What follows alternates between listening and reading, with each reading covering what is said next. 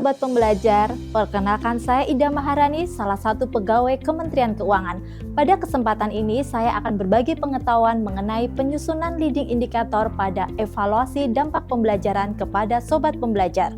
Seperti yang kita ketahui bahwa evaluasi pembelajaran di lingkungan Kementerian Keuangan mengacu pada model evaluasi Kirkpatrick, yang mana terdapat evaluasi level 1 atau reaction untuk mengukur sejauh mana kepuasan peserta atas program pembelajaran.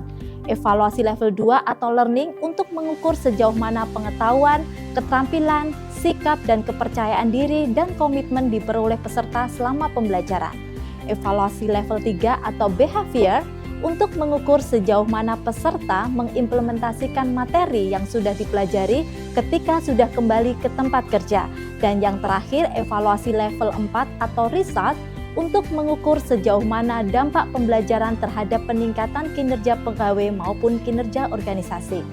Nah, sejauh mana sih program pelatihan itu dievaluasi? Jawaban singkatnya adalah sejauh mana program dievaluasi harus sesuai dengan kepentingan organisasi dan resource yang dimiliki organisasi. Tidak semua program memiliki kepentingan yang sama, sehingga akan kurang bermanfaat dan menghabiskan resource yang banyak jika mengevaluasi secara penuh untuk program yang kurang penting atau strategis. Sementara itu, program pelatihan yang strategis akan beresiko jika tidak dievaluasi secara lengkap mulai dari level 1 sampai dengan level 4. Sobat Pembelajar, seperti tema yang akan saya bagikan pada kesempatan ini yaitu penyusunan leading indikator, maka saya akan berfokus pada evaluasi dampak pembelajaran. Evaluasi dampak pembelajaran adalah evaluasi yang dilakukan setelah peserta pembelajaran kembali ke unit kerja masing-masing untuk mengetahui dampak pembelajaran terhadap kinerja pegawai maupun kinerja organisasi. Nah, kapan sih evaluasi dampak itu dilakukan? Evaluasi dampak dilakukan paling kurang 3 bulan setelah pelaksanaan pembelajaran kepada alumni pelatihan yang memenuhi beberapa persyaratan sebagai berikut. 1. Telah dilakukan evaluasi implementasi hasil pembelajaran. 2. Memiliki target kinerja yang terukur. Dan yang terakhir, melaksanakan tugas yang sesuai dengan materi pembelajaran yang diikuti. Bagaimana sih Sobat Pembelajar mengukur evaluasi dampak?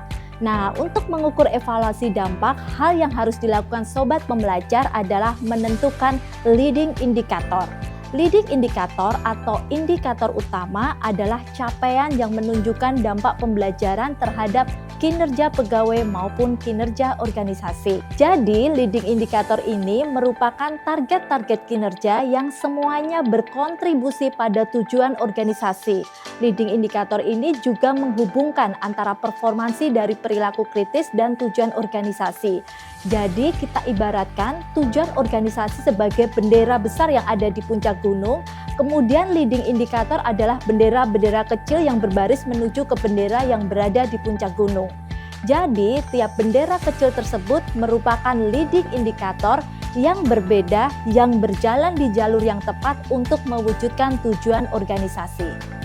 Bagaimana sih karakteristik leading indikator yang baik? Sobat Pembelajar, untuk bisa mengingat karakteristik leading indikator, maka kita singkat dengan SMART. S, spesifik, yaitu langsung dan jelas mengukur aspek tertentu dari kinerja dan perilaku. Measurable, yaitu leading indikator dapat diukur secara kuantitatif dan kualitatif. Achievable, yaitu leading indikator dapat dicapai dalam pengertian menantang tapi masih dalam jangkauan kompetensi dan komitmen pegawai.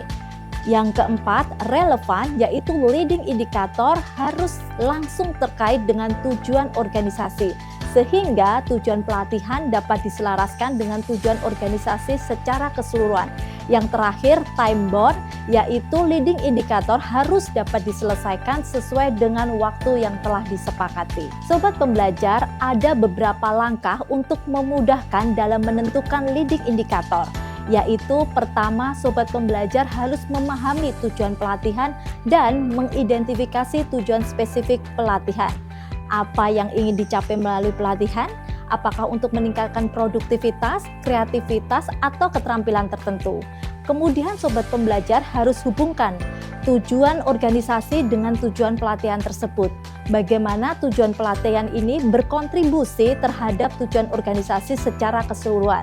Kemudian langkah yang terakhir yaitu sobat pembelajar harus mengidentifikasi perubahan perilaku yang diharapkan akibat pelatihan. Baik sobat pembelajar, untuk memudahkan sobat pembelajar dalam menentukan leading indikator pada suatu program pelatihan, ada beberapa contoh yang bisa dipakai sobat pembelajar. Contoh yang pertama yaitu tujuan pelatihan berupa meningkatkan keterampilan presentasi, kemudian perubahan perilaku yang diharapkan, peserta lebih percaya diri dan terstruktur dalam presentasi. Adapun leading indikator yang bisa digunakan yaitu jumlah peserta yang secara sukarela memberikan presentasi di depan rekan kerja.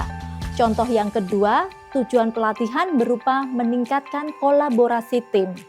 Kemudian perubahan perilaku yang diharapkan yaitu anggota tim lebih sering berkomunikasi dan berbagi ide. Adapun leading indikator yang bisa digunakan yaitu frekuensi pertemuan tim dan jumlah ide baru yang diajukan dalam rapat. Contoh yang ketiga, tujuan pelatihan berupa meningkatkan pemecahan masalah. Perubahan perilaku yang diharapkan adalah pegawai lebih proaktif dalam mencari solusi untuk masalah.